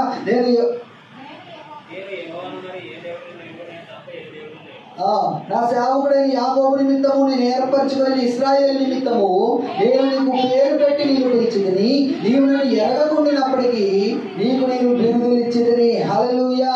ఏమన్నాడు తెలుసా? నీవు నన్ను ఎరుగకుండినప్పటికీ నేను నిన్ను ఏం చేశాను? పిలుచుకొచ్చాను నా సన్నిధికి. నాకు ఒకప్పుడు ప్రభు అంటే ఎవరో తెలీదు కదా. చాలాసార్లు మనం ఏమనుకున్నామంటే యేసు ప్రభు అంటే మన దేవుడు కాదు, అమెరికా వాళ్ళ దేవుడు. యేసు ప్రభు అంటే మన దేవుడు కాదు, దొరల దేవుడు. యేసు ప్రభు అంటే మన దేవుడు కాదు, వేరే కులానికి సంబంధించిన దేవుడు అని అనుకున్న మనల్ని ప్రభు ఏం చేశాడు? పిలిచాడు. ఆయన పిలుపుకు లోబడ్డ మనల్ని ఏమిచ్చాడు అంటే రక్షణ అనే వస్త్రాన్ని దేవుడు మనకి ఇచ్చాడు. రక్షణ ఇచ్చి చూడండి పిల్లారా, ఇప్పుడు అబ్రాహామును పిలుచుకున్న దేవుడు ఏం చేశాడు అంటే, ఎప్పుడైతే అబ్రాహామును పిలుచుకొచ్చాడో అబ్రాహాము వెంటనే ఏం చేశాడంటే ఆయన మాటకు లోబడ్డాడు. రండి ఆదికాండ గ్రంథము 12వ అధ్యాయము 5వ వచనాన్ని మనం చూస్తే ఎలా లోబడ్డాడో చూద్దాం. అబ్రాహాము తన భార్య అయిన శారాయిని, తన సహోదరుని కుమారుడైన లోతును, హారానులో తానును వారును ఆర్జించిన యావదాస్తిని, వారు సంపాదించిన సమస్తమైన వారిని తీసుకొని కనాను దేశమునకు వెళ్ళుటకు బయలుదేరి కనాను దేశమునకు వచ్చింది. చదవండి. అప్పుడు అబ్రాహాము షెకెము నందలి యొక్క స్థలము దాకా ఆ దేశ సంచారం చేసి మోరే దగ్గర ఉన్న సింధూర వృక్షం వద్దకు చేరను. అప్పుడు కనానీయులు ఆ దేశంలో నివసించిరి. మరలా దేవుడు అబ్రాహాముకు ప్రత్యక్షమయ్యాడు. ఏమన్నాడు చూడండి, యెహోవా అబ్రాహామునకు ప్రత్యక్షమయ్యి నీ సంతానమును ఈ దేశం ఇచ్చేదని చెప్పగా అతడు తనకు ప్రత్యక్షమైన యెహోవాకు ఒక బలిపీఠము కట్టెను. హల్లెలూయా. ప్రియులారా, మరలా దేవుడు అబ్రాహాముకు ప్రత్యక్షమయ్యాడు. మరలా అబ్రాహాము ప్రత్యక్షమయ్యాడు తెలుసా? నీ సంతానానికి ఈ దేశాన్ని నేను ఇస్తాను అంటున్నాడు. అసలు అబ్రాహాము మనసులో అనుకుంటున్నాడేమో, అసలు ప్రభు నాకు పిల్లలే లేరు, నా సంతానానికి ఈ దేశం ఇవ్వడం ఏంటి ప్రభా? నేను నీకు ఎలా కనబడుతున్నాను? పిచ్చోళ్ళ కనబడుతున్నానా? చాలాసార్లు మనం అన్నాం కదా, నేను పిచ్చోళ్ళ కనబడుతున్నానా కదా. ఈ మాటలు మనం యూజ్ చేస్తాం మనం చాలాసార్లు. నేను ఇంకేమైనా వెర్రోళ్ళ తింగరోళ్ళ కనబడుతున్నానా అంటాం. అబ్రాహాము కూడా ఒకవేళ మనసులో అలాగే అనుకున్నాడేమో, ప్రభా 75-80 సంవత్సరాలు వచ్చేసినాయి నాకు, అప్పుడు ఎప్పుడో ఒకసారి ప్రత్యక్షమయ్యావు, చెప్పావు నేను నిన్ను ఆశీర్వదిస్తాను, నీ తరాన్ని నీ సంతానాన్ని ఆశీర్వదిస్తానన్నావు. ఇప్పుడు పిల్లలు లేరు నాకు, మరలా ప్రత్యక్షమయ్యావు, మళ్ళీ ఏమన్నావు, ఈ దేశాన్నే నీకు ఇచ్చేస్తానన్నావు. ఎలా కనిపిస్తున్నాను ప్రభువా నీకు? నాకంటే వెలుగుడు ఎవడో లేడా, నీకు ఎవరో దొరకలేదా?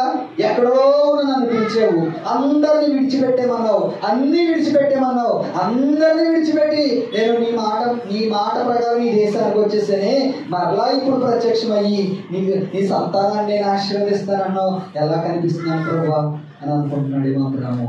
అలాంటి వ్యక్తికి ప్రియులారా ఆలోచన చేస్తే చూడండి, అలాంటి వ్యక్తితో ఏమంటున్నాడు, ఈ సంతానాన్ని నేను ఆశీర్వదిస్తాను అంటున్నాడు కదా అని. ఎప్పుడైతే చూడండి 7వ వచనం అన్నాడు, యెహోవా అబ్రాము ప్రత్యక్షమయ్యి నీ సంతానమునకు ఈ దేశం ఇచ్చేదని చెప్పగా అతడు తనకు ప్రత్యక్షమైన యెహోవాకు ఒక బలిపీఠాన్ని కట్టేశాడంట.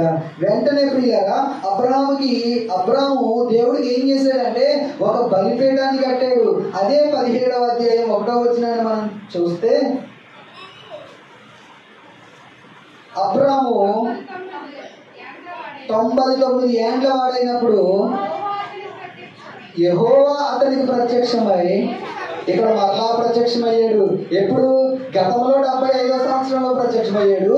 మళ్ళీ ఇక్కడికి వచ్చేసరికి ఎన్ని సంవత్సరాలు ఇప్పుడు వచ్చినాయి అబ్రాముకి అంటే ఇంచుమించు 75 నుంచి 99, 24 సంవత్సరాలకు యెహోవా మరలా అబ్రాముకి ప్రత్యక్షమయ్యాడు. ప్రత్యక్షమై ఏమంటున్నాడు, యెహోవా అతనికి ప్రత్యక్షమై నేను సర్వశక్తి గల దేవుడను, నా సన్నిధిలో నడుచుచు నిందారహితుడవై ఉండుము, నాకును నీకును మధ్య నా నిబంధనను నియమించి నిన్ను అత్యధికంగా అభివృద్ధి పొందించదనని అతనితో చెప్పాను. అబ్రాము సాగిలపడి ఉండగా దేవుడు అతనితో మాట్లాడి, ఇదిగో నేను నియమించిన నా నిబంధన నీతో చేసి ఉన్నాను, నీవు అనేక జనములకు తండ్రి వగదు. ఎన్ని సంవత్సరాలు వెయిట్ చేశాడు? 24 సంవత్సరాలు.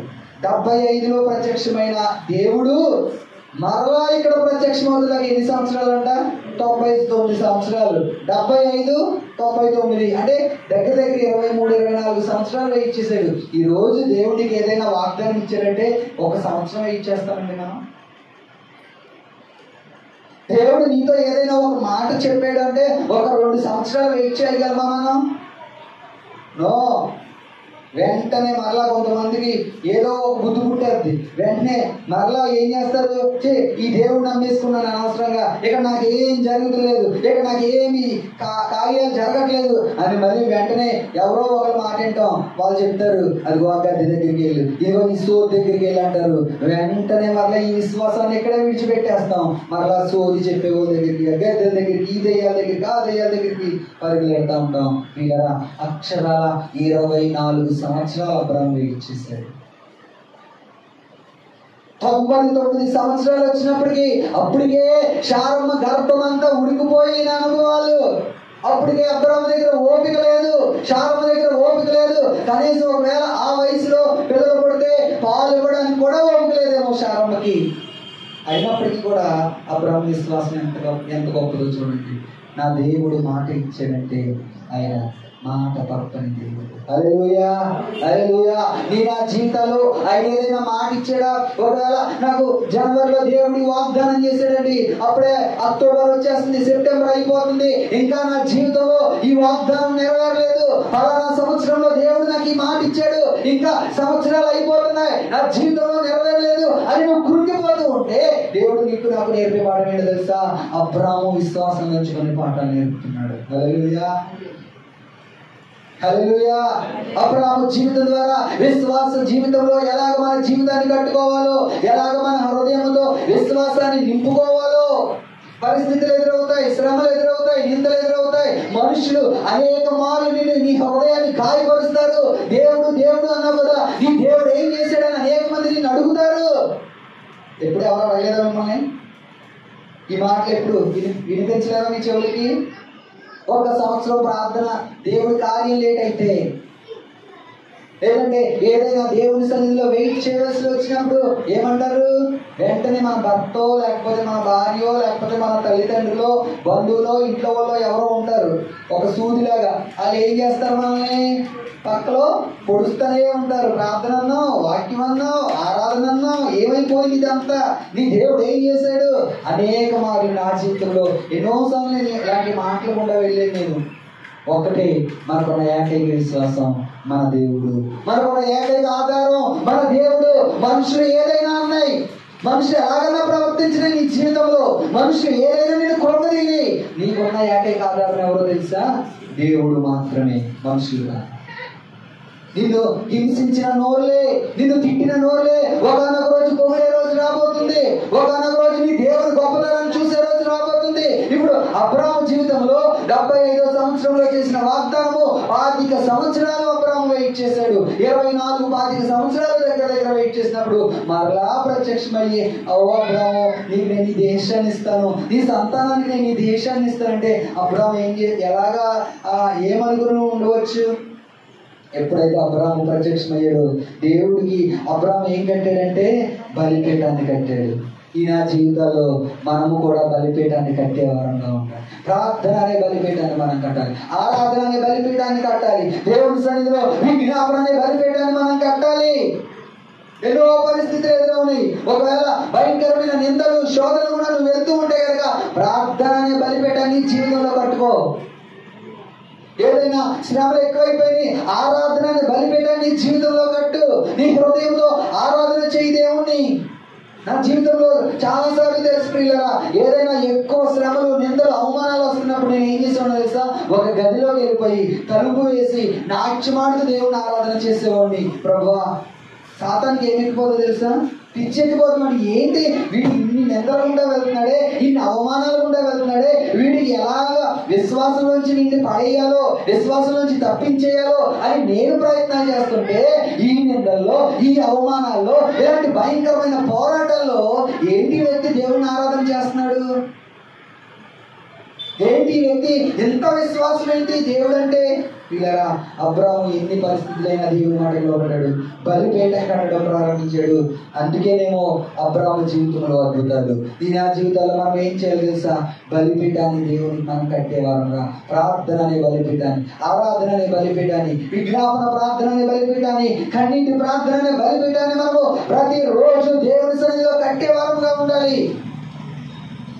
బలిపీఠం మీద మనల్ని మనము దహించబడాలి, బలిపీఠం మీద మనల్ని మనము కాల్చబడాలి. దేవుని ఆత్మతో నింపబడుతూ ఒక ఆరాధన, ఒక ధూపము లాంటి బలిపీఠాన్ని దేవునికి మనము కట్టేవారుగా ఉండాలి. అబ్రాహాముకు ప్రత్యక్షమైన దేవుడు, అబ్రాహాముకు ప్రత్యక్షమైనప్పుడు అబ్రాహాము దేవునికి ఏం కట్టాడంట?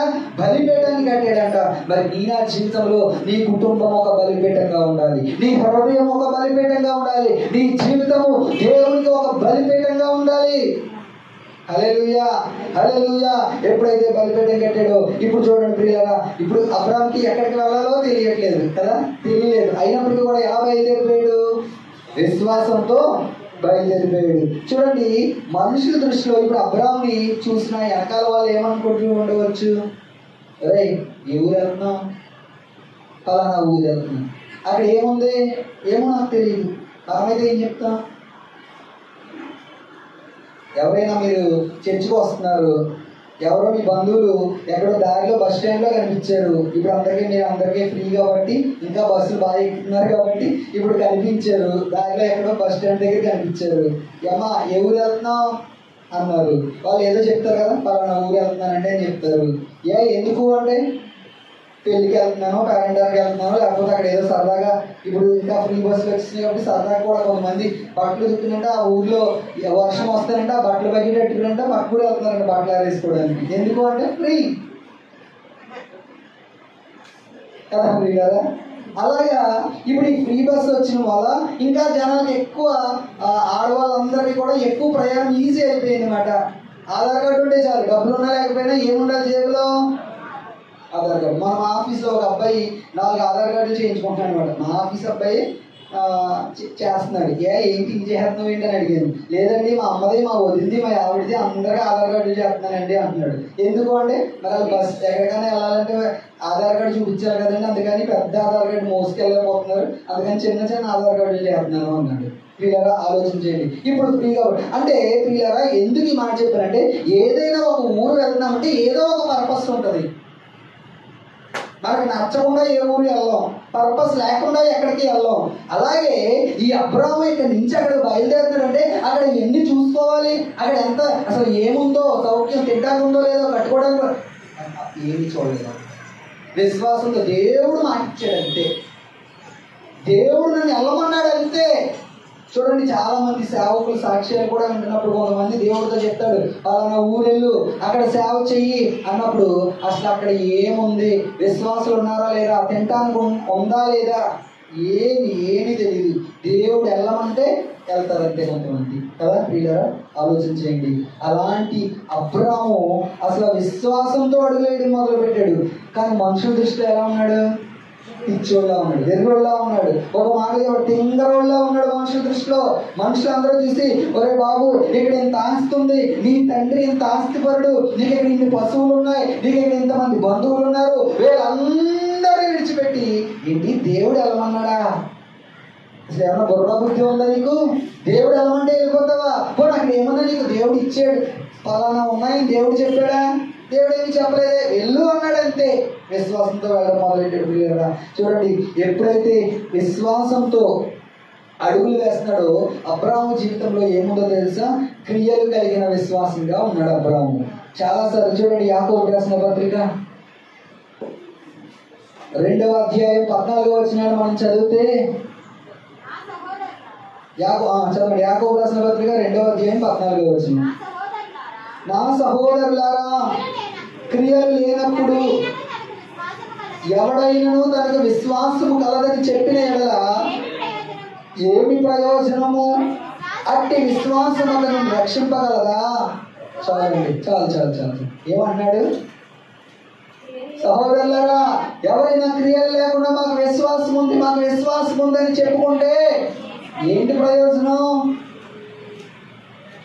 ఎవరికైనా మనం ప్రార్థనకు రండి, దేవుడు కార్యం చేస్తాడు, మాకు కూడా యేసు ప్రభు అంటే ఇష్టమేనండి అంటారు చాలా మంది కదా. లోకంలో చాలా మంది అంటారు మాకు ఇష్టమేనండి అంటారు. కానీ గుడికి రండి, రక్షణ, మారు మనసు, పాపక్షమాపణ ఇవన్నీ చెప్పామనుకోండి, లేదండి అమ్మో బాప్తిసం తీసుకుంటే ఏముందండి, మా ఊళ్ళందరూ మమ్మల్ని వదిలేస్తారండి, ఇలాంటి మాటలు వింటూ ఉంటాం. ఇది ఏ విశ్వాసమో తెలుసా?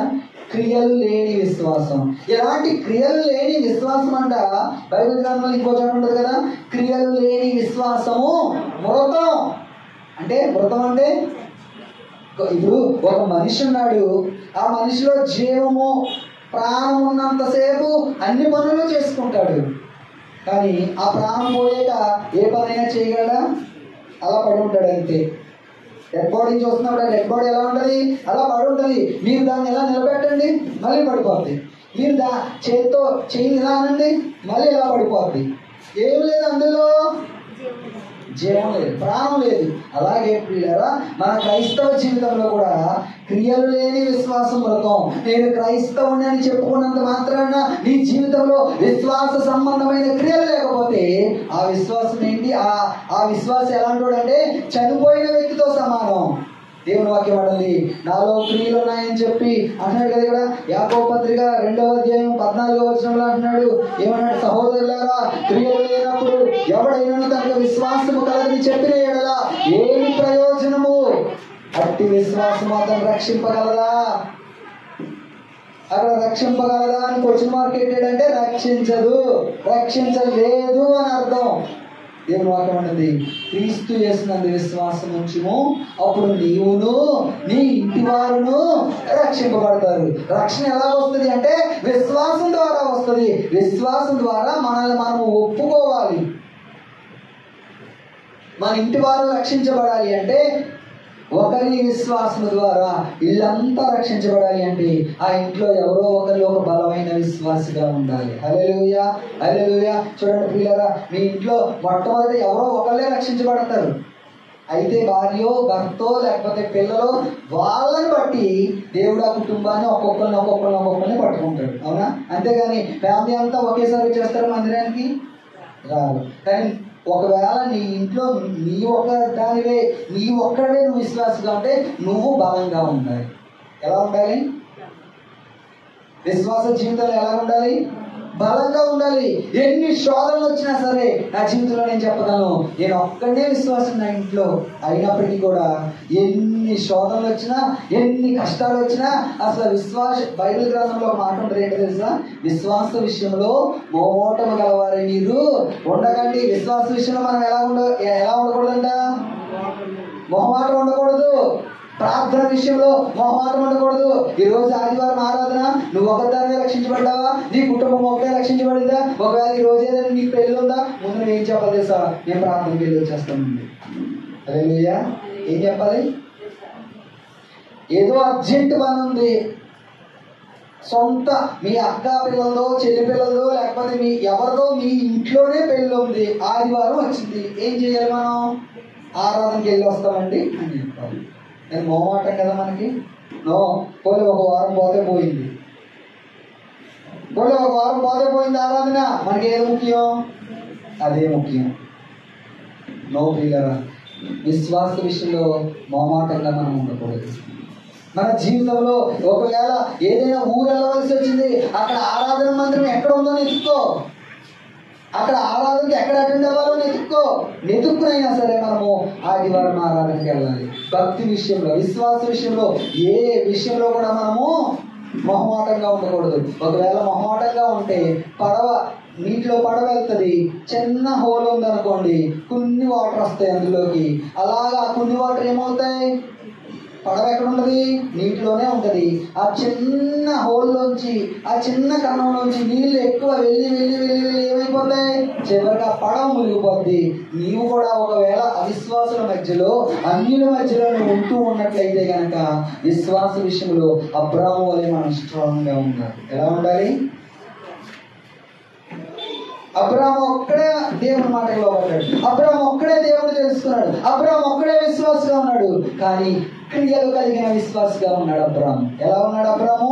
క్రియలు కలిగిన వ్యక్తిగా ఉన్నాడు. ఈ నా జీవితాల్లో కూడా ఎన్ని నిందలు, శోధనలు, శ్రమలు ఎన్ని వచ్చినా సరే ఒక మంచి విశ్వాసగా మన ఆత్మీయతలో మనం ముందుకు కొనసాగిపోవాలి. హల్లెలూయా, హల్లెలూయా. చూడండి ప్రియులారా, యెషయా గ్రంథము 51వ అధ్యాయము 2వ వచనాన్ని మనం చదివితే, యెషయా గ్రంథం 51:2, మీ తండ్రి అయిన అబ్రహాము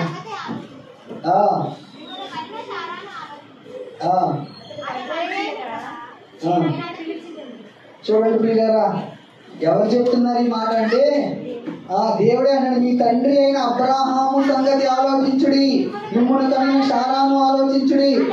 చూద్దాం, నెక్స్ట్ ఆలోచిద్దాం శారా కోసం. ఇప్పుడు ఎవరి కోసం ఆలోచిద్దాం? అబ్రహాం కోసం ఆలోచిద్దాం. మనం చదివిన హెబ్రీయులకు రాసిన పత్రిక 11వ అధ్యాయంలో కింద వచనాల్లో శారా గారి కోసం కూడా ఉంటుంది. ప్రభు చిత్తమైతే నెక్స్ట్ వారాల్లో మనం ధ్యానం చేద్దాం. ఇప్పుడు ఇక్కడ అంటాడు కదా, మీ తండ్రి అయిన అబ్రహాము సంగతి ఆలోచించుడి, అతడు ఒంటరి అయి ఉండగా నేను అతన్ని పిలిచి అతన్ని ఆశీర్వదించి అతనిని పెక్కుమంది అన్నట్లు చేసి తిని. ఏం చేశాడంట? అబ్రహామును పిలిచి, పిలవబడిన అబ్రహాం ఏం చేశాడంటే దేవుని మాటకు లోబడ్డాడు. దేవుని మాటకు లోబడిన అబ్రహాముని దేవుడు ఏం చేశాడంటే అతడు ఎక్కువ మంది అగినట్లు నేను ఆశీర్వదించాను. హల్లెలూయా, హల్లెలూయా. అబ్రహాము అంటే అర్థం ఏంటో చెప్తానని చెప్పారు కదా. అబ్రహాము అంటే అర్థం ఏంటో తెలుసా? గౌరవనీయుడైన తండ్రి. అబ్రహాము అంటే అర్థం ఏంటి? అబ్రాము అనే మాటకి అర్థము గౌరవనీయుడైన తండ్రి. ఈ అబ్రాముని దేవుడు తర్వాత దినాల్లో దేవుడు ఏం చేశాడు? అబ్రహాముగా మార్చాడు. అబ్రహాము అంటే అర్థం ఏంటంటే అనేక జనములకు తండ్రి. గౌరవనీయుడైన తండ్రిని దేవుడు ఏం చేశాడు? అనేక జనములకు తండ్రిగా మార్చేశాడు. హల్లెలూయా, హల్లెలూయా. ఎందుకు అంటే దేవుని మాటకు లోబడిన అబ్రాము. ఈరోజు నీ నా జీవితాల్లో మనం ఆశీర్వదించబడాలి అంటే గౌరవంగా ఉన్న నువ్వు అనేక మందికి ఆశీర్వాదకారకుడిగా, అనేక మందికి ఆశీర్వాదంగా నువ్వు ఉండాలి అంటే కనుక నువ్వు దేవుని మాటకు లోబడ్డా నేర్చుకో. అబ్రాముకి ఎక్కడికి వెళ్ళాలో తెలియదు, ఏం చెయ్యాలో తెలియదు, అయినప్పటికీ దేవుని ప్రశ్నించలేదు. ఒకటే నమ్మకం, దేవుడు నన్ను నన్ను పిలిచాడు, దేవుడు నాకు ఏదైనా మంచి చేస్తాడు. హల్లెలూయా. ఏమి నమ్మకం? అబ్రాహాము ఏం నమ్మాడు? దేవుడు నన్ను పిలిచాడంటే అక్కడ సుఖం ఉంటుందా, సౌఖ్యం ఉంటుందా, కష్టం ఉంటుందా, బాధ ఉంటుందా, అదంతా అనవసరం. ఎన్ని సంవత్సరాలైనా సరే దేవుని మాటకు లోబడి నడుచుకుంటా వెళ్ళాడు. అక్కడ దేవుడు అబ్రాహామును ఆశీర్వదించడం మొదలుపెట్టాడు. ఆ దేశాన్ని అబ్రాహాముకి దేవుడు ఇచ్చేశాడు. ఈ రోజు నువ్వు కూడా దేవుని మాటకు లోబడితే నువ్వు ఆశీర్వాదం చూస్తావు, దేవుని మాటకు విధేయత చూపిస్తే నువ్వు ఆశీర్వాదం చూస్తావు. అంతేగాని దేవుని మాటకు లోబడకుండా, దేవుని మాటకు విధేయత చూపించకుండా నేను ఇంకా దూరంగానే ఉంటూ నా జీవితంలో దేవుడు ఏమీ చేయలేదని నువ్వు బాధపడితే దేవుడు నీ జీవితంలో ఏమీ చేయడు, బాధలోకి మిగిలిపోతాడు. కానీ దేవుడు నిన్ను నన్ను ఆశీర్వదించలేదు. అబ్రాహాము వలె గౌరవంగా ఉన్న మనల్ని అనేక మందికి, ఎక్కువ మందికి ఆశీర్వాదకారులుగా మనం దేవుడు నిలబెట్టాలి అంటే విధేయత కలిగిన వారంగా మనం ఉండాలి. లోబడే స్వభావం కలిగిన వారు. ఎవరికి లోబడాలి? దేవుని మాటకు లోబడాలి, మనుషులకి కాదు. ఎంతకాలం ఈ జీవితం? ఎంతలో కనబడి అంతలో మాయమైపోయి ఆవిరి వంటి వారం. పిల్లరా, మరణానికి వయస్సుకి సంబంధం లేదు. నిన్నే కదా మనం చూసాము, అమెరికాలో ఒక సేవకుడిని అతడు కూర్చుని మాట్లాడుతున్నారు. వేల మంది ప్రజలు ఉన్నాడు. ఎక్కడి నుంచి వచ్చిందో తెలియదు. షూట్ చేశాడు. ఆ బుల్లెట్ రావడం గొంతులో దిగింది. ఈ మాట్లాడే వ్యక్తి స్పాట్ డెడ్, అంటే అక్కడికక్కడే చనిపోయాడు. నిజమే ప్రియులారా. ఎన్ని సంవత్సరాలు తెలుసా? 31 years అంట యవన సేవకుడు. ఎన్ని సంవత్సరాలు? అసలు కలలో అలా ఊహించుంటాడా? ఎంత ఎక్కువగా ఊహించుకున్నాడో, తన జీవితాన్ని ఊహించుకుని ఉండవచ్చు. 31 సంవత్సరం అంటే ఇంకా తక్కువ లేదని, ఎలా లేదనుకో తక్కువ ఆయుష్ చేసుకుని ఇంకో 20 సంవత్సరాలు హ్యాపీగా బ్రతకొచ్చు, 50 సంవత్సరాలు అనుకుంటే. అవునా కదా? కానీ ఎప్పటికైనా చనిపోవలసిందే. ఎప్పటికైనా ఈ లోకాన్ని విడిచి మనం వెళ్ళిపోవలసిందే. ఈ లోకంలో ఉండగానే ఈ ప్రతీకారాలు, ఈ కక్షలు, ఈ కార్పణ్యాలు ఇవన్నీ ఇక్కడే. ఒక్కసారి కన్ను మూసామంటే ఏమీ లేదు. కానీ మనము ఈ లోకంలో బ్రతుకుండగానే మంచి ఆత్మీయుడిగా మనం ఆత్మీయతలో కొనసాగాలి. ఈ లోకంలో బ్రతుకుండగానే మంచి విశ్వాసగా ఈ హెబ్రీయులకు రాసిన పత్రిక 11వ అధ్యాయంలో ఆ జాబితాలో నువ్వు కూడా చేరాలి అంటే కనుక, నీ పేరు కూడా జీవగ్రంథంలో రాయబడాలి అంటే, ఆ పెద్దలలో నువ్వు కూడా సాక్ష్యం పొందాలి అంటే కనుక ఏం చేయాలో తెలుసా? మన ముందున్న పెద్దల వలె మంచి విశ్వాస జీవితాన్ని మనం చేసేవారంగా, హానోకు వలె, నోవాహు వలె అది వరకు చూడని సంగతుల చేత హెచ్చరించబడిన నోవాహు, దేవుని చేత హెచ్చరించబడిన నోవాహు దేవుని మాటకు లోబడ్డాడు.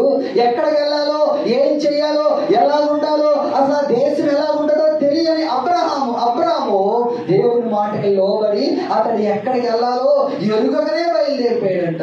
ఈరోజు దేవుడు నీ జీవితంలో ఏదైనా ఒక మాట చెప్పినప్పుడు నువ్వు లోబడగలవా? ఎన్ని ఆలోచన చేస్తామో. ఇక్కడి నుంచి పక్కూరికి వెళ్ళాలంటేనే 100 ఆలోచనలు ఉంటాయి మనకి. కానీ మన విశ్వాస జీవితంలో మనం ఆశీర్వదించబడాలంటే అబ్రాహాము వలె దేవుని మాటకి లోబడే వారంగా మనం ఉందా?